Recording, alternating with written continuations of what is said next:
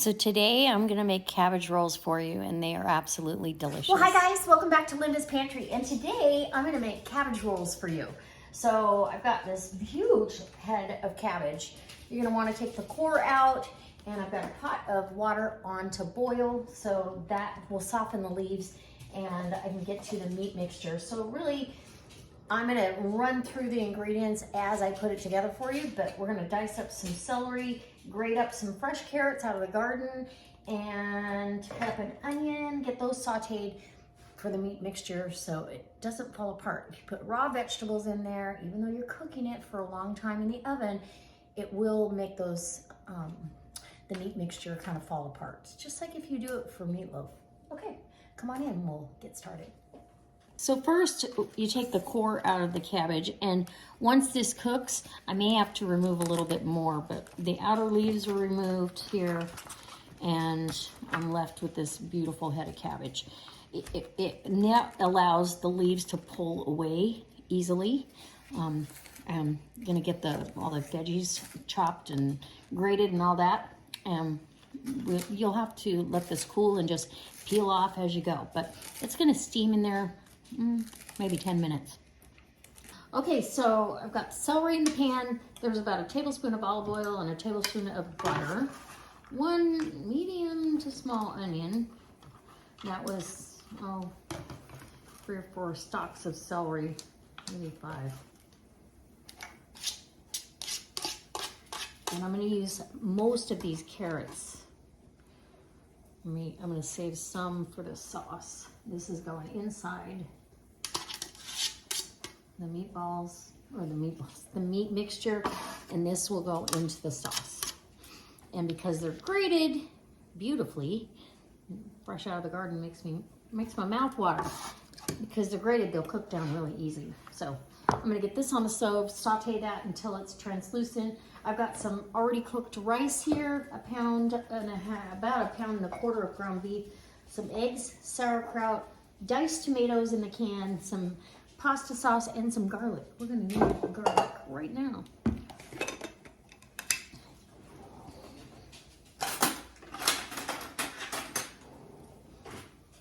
And you can do fresh garlic. I'm just gonna do the minced, already prepped to make it a little bit easier. All right, we'll be back. And my cabbage is boiling away right now.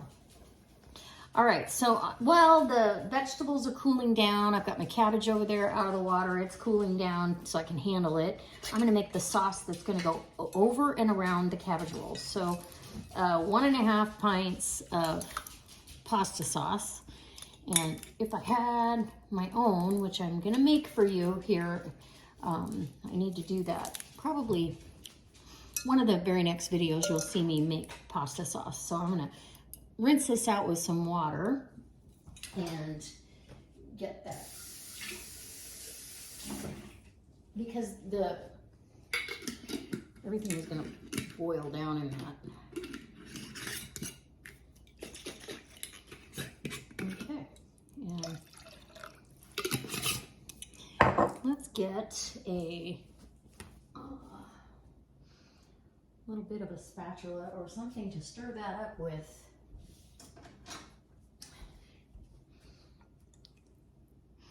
And then the other thing, I'm gonna add some of those vegetables. I decided the carrots, I put the rest of those in the fridge for salad. I do at least a can. Sometimes I do 2. We'll see. This is an eyeball recipe of diced tomatoes. And if you've got home canned, again, you're gonna be golden. Then this is kind of a secret ingredient, and that's the sauerkraut. So a couple good whacks, maybe a tablespoon of Worcestershire sauce. And I'm gonna measure out juice and all. I don't care if we get some of that sauerkraut juice in there, because that's just gonna add more flavor.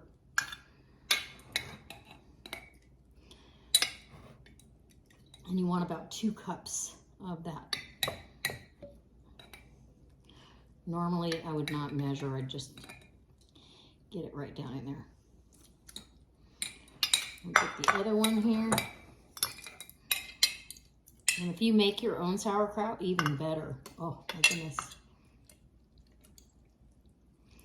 Yum. Good 2 cups of sauerkraut. Juice and all. That feels like it might have a piece, big piece in it, but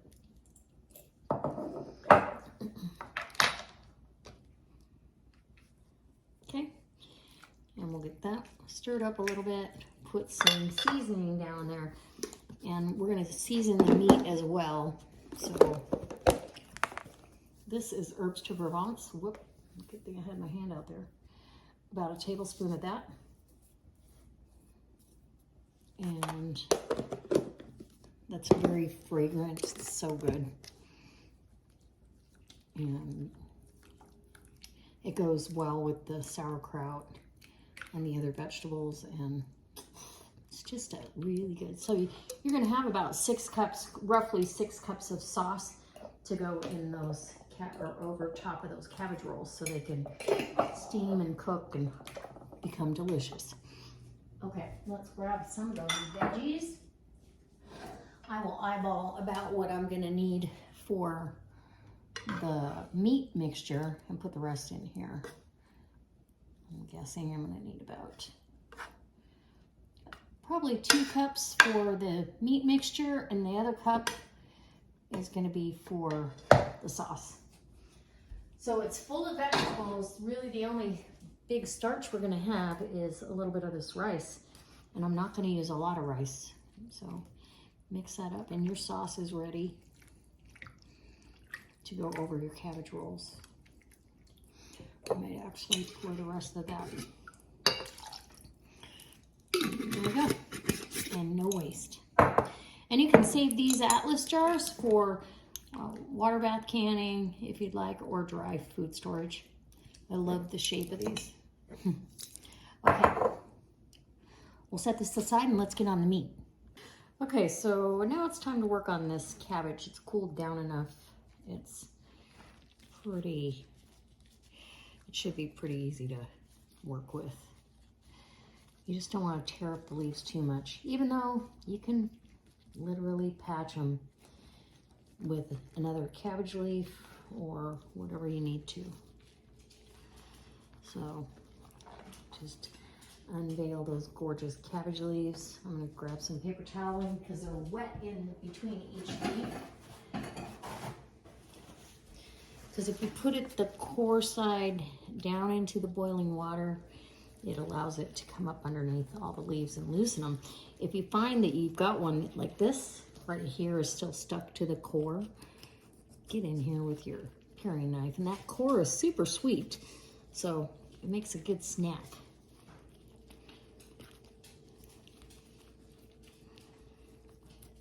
And so we're loosening those leaves up and separating. There you go. And again, find you got some that are still connected, get in there with your paring knife.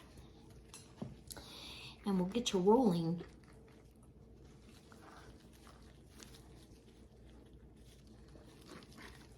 And there's one, beautiful. Here's another one, gorgeous.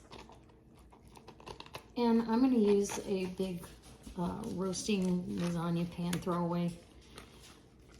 These freeze well too, so you know there's no way we're going to eat them all at once. We'll freeze some of these for later. Get up under that. There we go.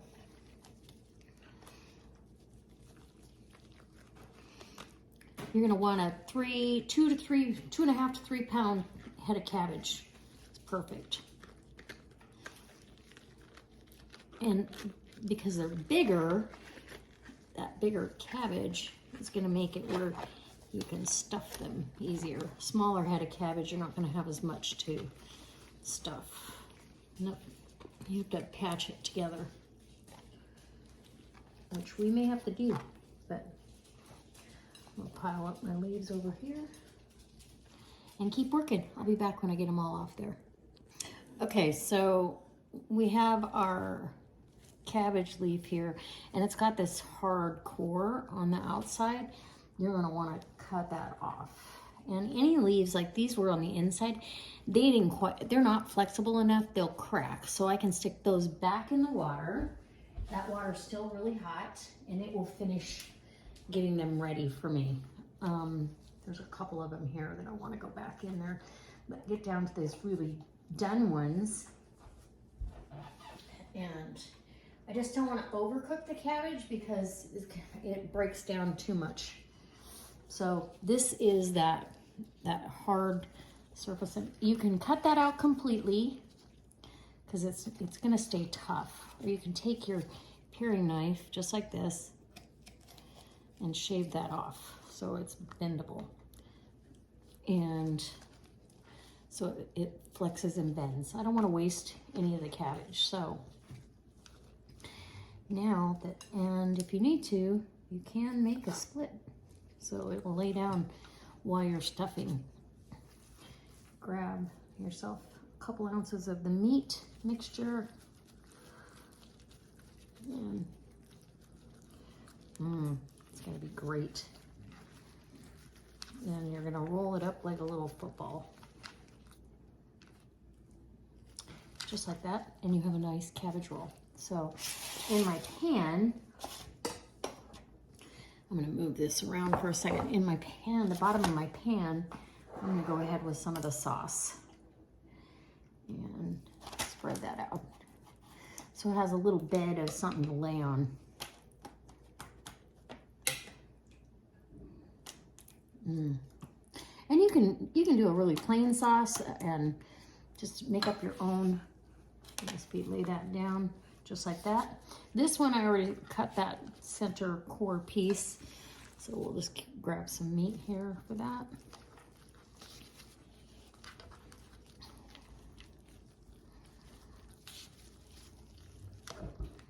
And flip that around here.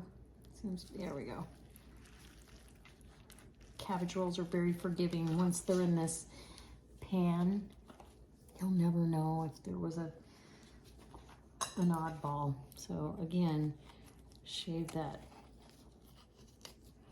tough piece.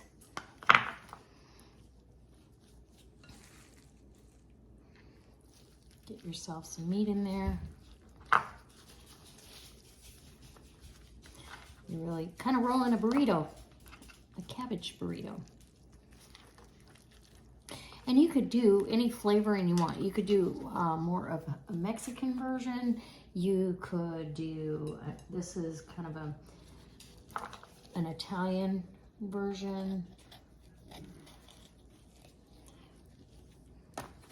It's up to you what you want to do. That one doesn't want to lay down right.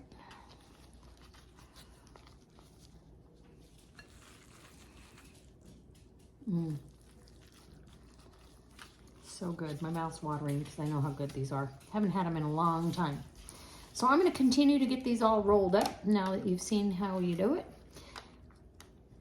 And let me know in the comment section if you make cabbage rolls and what's your secret ingredient. Everyone's got a secret ingredient. Okay, so I've got all the cabbage rolls done, and that made 11 of them, which usually makes 12. Somebody got a little more than somebody else, I guess. That's okay. And then you get that sauce down over all of this. My mouth is watering because this is delicious. No gray cabbage here. It'll all be smothered. And if you've never tried putting sauerkraut in here, promise you'll never want to make them any other way. You want to get that down in and around all those rolls, but stuck down in there, even though you put it at the bottom. You want all of it. So I'm going to put this on a cookie sheet and get this in a 350-degree oven. And you can cook it as low as 325. It just takes a lot longer. So I've got a lot of sauce. I'm going to flip this edge up just so it holds everything. Nothing's boiling over. No messes in the oven. All right, in the oven it goes. Okay, cabbage rolls are done. They've rested for about 15 minutes out of the oven, and they were in there 2 hours, about 2.5 hours actually, which at 350. If you wanted to go longer, you could even do these in the crock pot, but if you wanted to go longer, at 325, you'd be just fine. It depends on your schedule. Look at that. The inside, I might have to take a picture. The house smells amazing. And I gotta have a bite. Oh my gosh. Super excited about this whole thing. And these have not really cooled down as much as I would have liked before this, but we're gonna give it a whirl right now, and then I'll use that for my pictures. There you go. Let's give it one bite.